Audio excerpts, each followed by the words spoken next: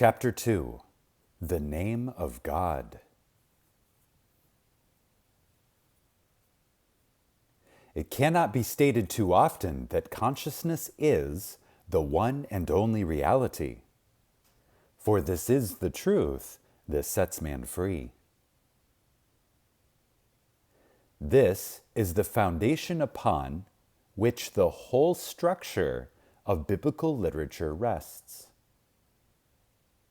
The stories of the Bible are all mystical revelations written in an Eastern symbolism, which reveals to the intuitive the secret of creation and the formula of escape. The Bible is man's attempt to express in words the cause and manner of creation.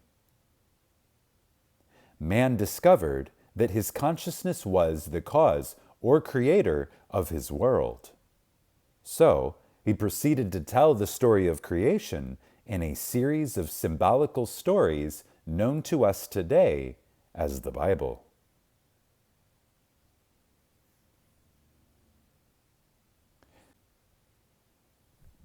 To understand this greatest of books, you need a little intelligence and much intuition. Intelligence enough to enable you to read the book, and intuition enough to interpret and understand what you read. You may ask why the Bible was written symbolically. Why was it not written in a clear, simple style, so that all who read it might understand it? To these questions, I reply that all men speak symbolically to that part of the world which differs from their own.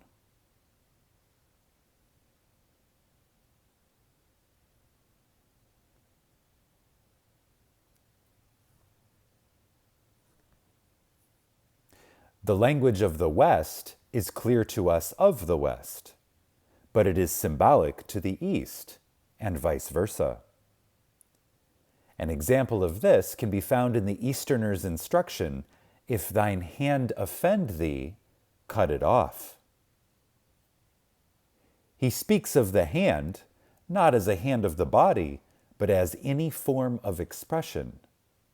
And thereby, he warns you to turn from that expression in your world, which is offensive to you. At the same time, the man of the West would unintentionally mislead the man of the East by saying, "This bank is on the rocks."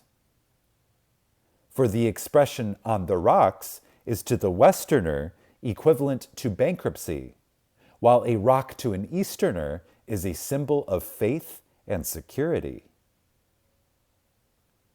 "I will like unto him a wise man which built his house upon a rock, and the rain descended, and the floods came, and the winds blew and beat upon that house, and it fell not, for it was founded upon a rock."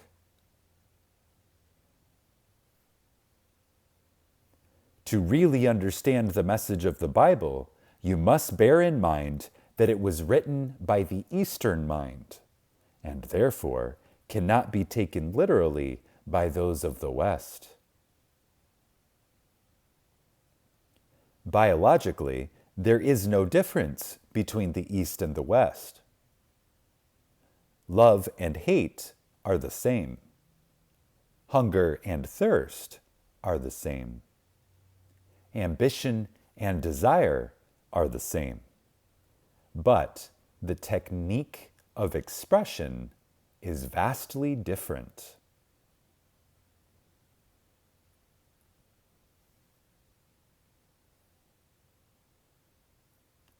The first thing you must discover if you would unlock the secret of the Bible is the meaning of the symbolic name of the Creator, which is known to all as Jehovah. This word, Jehovah, is composed of the 4 Hebrew letters Yod, He, Vav, He. The whole secret of creation is concealed within. this name.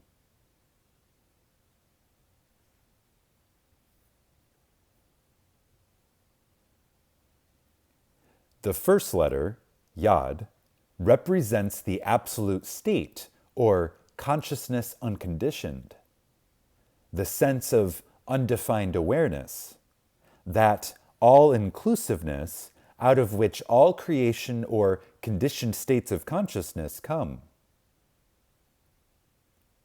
In the terminology of today, Yod is I am, or unconditioned consciousness. The second letter, He, represents the only begotten Son, a desire, an imaginary state. It symbolizes an idea, a defined subjective state, or clarified mental picture.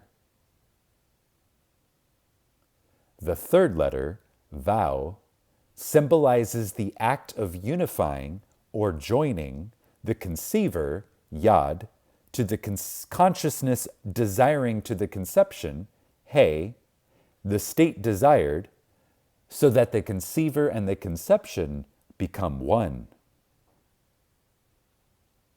Fixing a mental state, consciously defining yourself as the state desired, impressing upon yourself the fact that you are now that which you imagined or conceived as your objective, is the function of vow. It nails or joins the consciousness desiring to the thing desired. The cementing or joining process is accomplished subjectively by feeling the reality of that which is not yet objectified.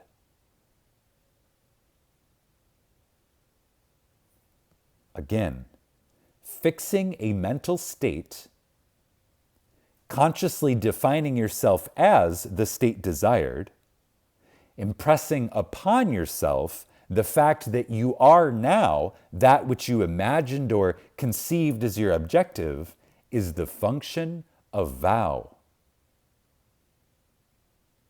It nails or joins the consciousness desiring to the thing desired. The cementing or joining process is accomplished subjectively by feeling the reality of that which is not yet objectified.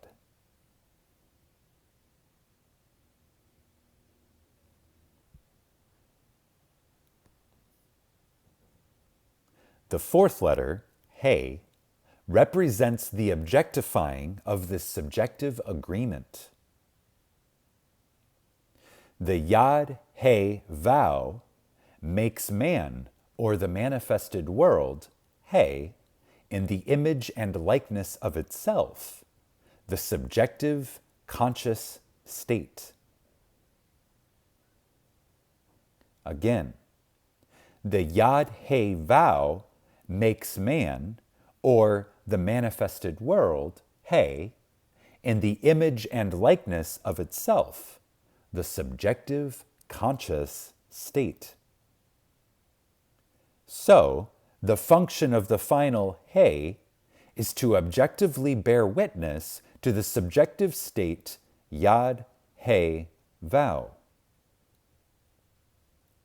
Conditioned consciousness continually objectifies itself on the screen of space. The world is the image and likeness of the subjective conscious state which created it. The visible world of itself can do nothing. It only bears record of its creator, the subjective state. It is the visible Son, He, bearing witness of the invisible Father, Son, and Mother, Yod He vow, a holy trinity which can only be seen when made visible as man or manifestation.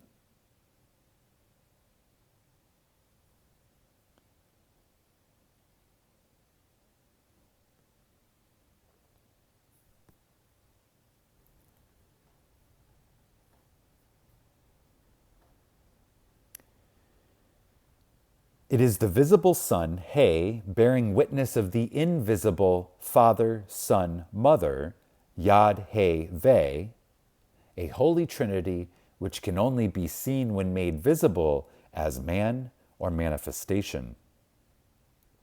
So if it's a man exhibiting a certain state, that's how a trinity is made visible. And when it's a manifestation, which would be like a thing or an object or a place, something like that, that would be the manifestation aspect of the Holy Trinity.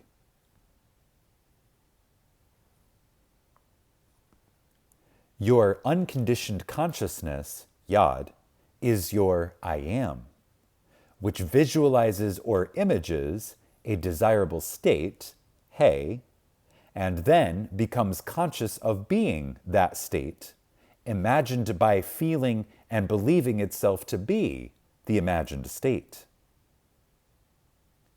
The conscious union between you who desire and that which you desire to be is made possible through the vow, or your capacity to feel and believe. Believing is simply living in the feeling of actually being the state imagined, by assuming the consciousness of being the state desired. Again, the conscious union between you who desire and that which you desire to be is made possible through the vow, or your capacity to feel and believe. Believing is simply living in the feeling of actually being the state imagined, by assuming the consciousness of being the state desired.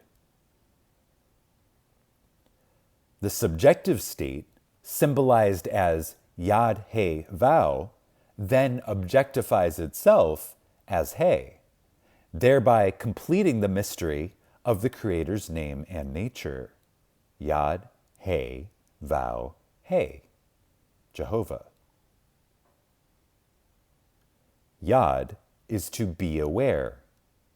He is to be aware of something. Vow is to be aware as, or to be aware of being, that which you were only aware of. The second He is your visible objectified world, which is made in the image and likeness of the Yod He Vow, or that which you are aware of being.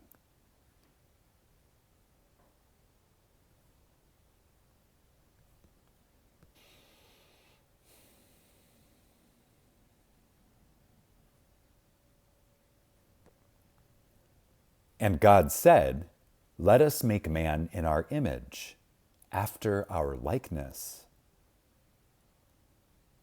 Let us, Yod He Vow, make the objective manifestation, He, in our image, the image of the subjective state.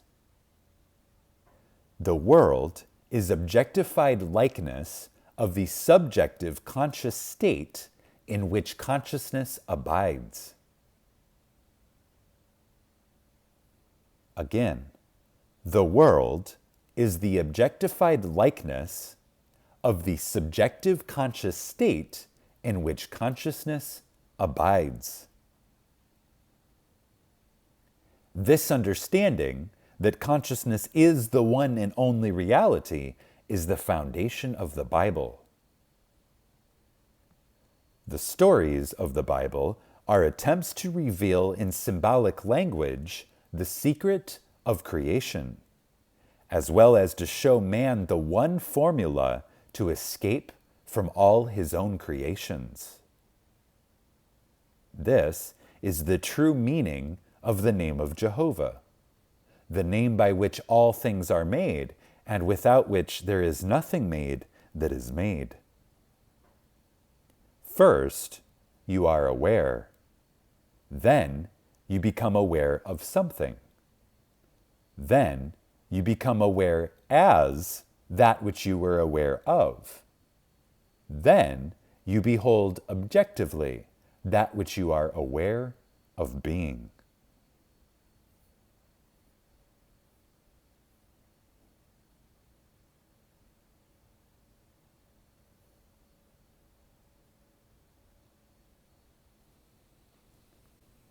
And that is the end of chapter 2.